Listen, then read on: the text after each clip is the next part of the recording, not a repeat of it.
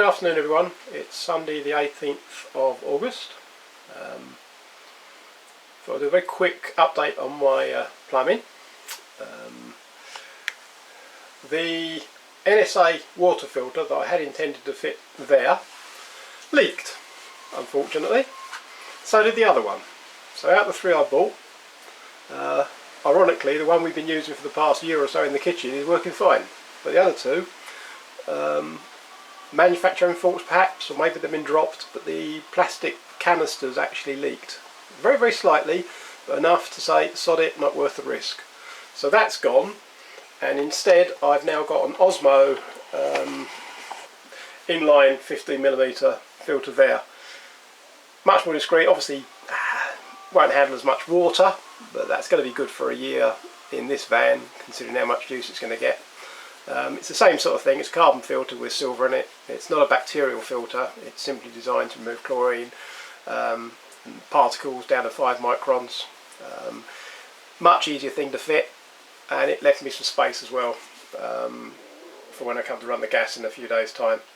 Had a slight leak from that ex-washing machine valve there, but it seems to be sorted now. I didn't have the tap fully open previously, and it did dribble slightly. So margarine tub there just to catch any drops, but right now nothing to report. Wired in the pump and the extractor fan for the toilet there. Bit of a bird's nest there at the moment because I haven't put this panel on yet, and there's a switch that's going to go through the panel and then I'll tidy it all up. But the reason for today's video is really just give a quick demonstration of the difference between running one of these pumps with and without a expansion vessel. The easiest way to demonstrate that is simply to run the tap without getting wet. So the pump's running. I don't know if you can hear it or not.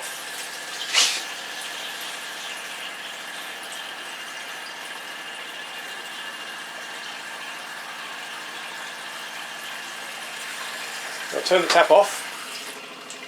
The pump will continue to run until it builds up pressure in the expansion vessel. Turn the tap back on again, and that's the expansion vessel overriding the pressure switch. Now the pump's turned on. Turn it off again. Pump continues to run until it builds up pressure in the expansion vessel. Now I will turn the expansion vessel off. Right, turn off the water to it. Bear with me a minute, staggering around.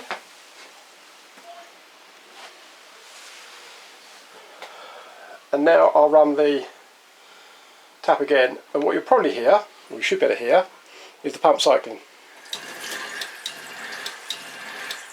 Like that. You don't want that. Pump's going constantly now, but if you're just drawing off a small amount of water, it cycles. I'll turn the expansion back on. Pump pressurises the expansion vessel,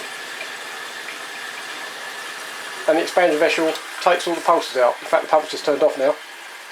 The expansion's taken over, and the expansion vessel is charged to 15 psi.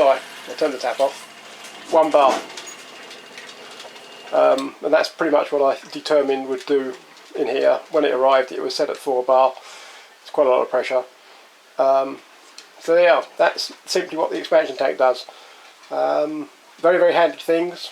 Dead easy to fit. Literally, as you've seen, I'm just using a washing machine connection and a washing machine filler pipe.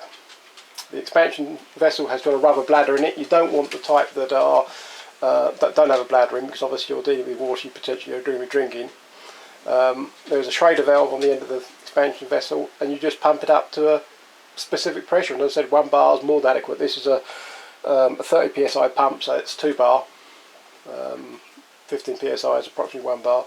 So that expansion tank, 15 psi, gives me a nice consistent water flow without the pump cycling like mad. Well worth adding. Anyway, thanks for watching. Have a good day.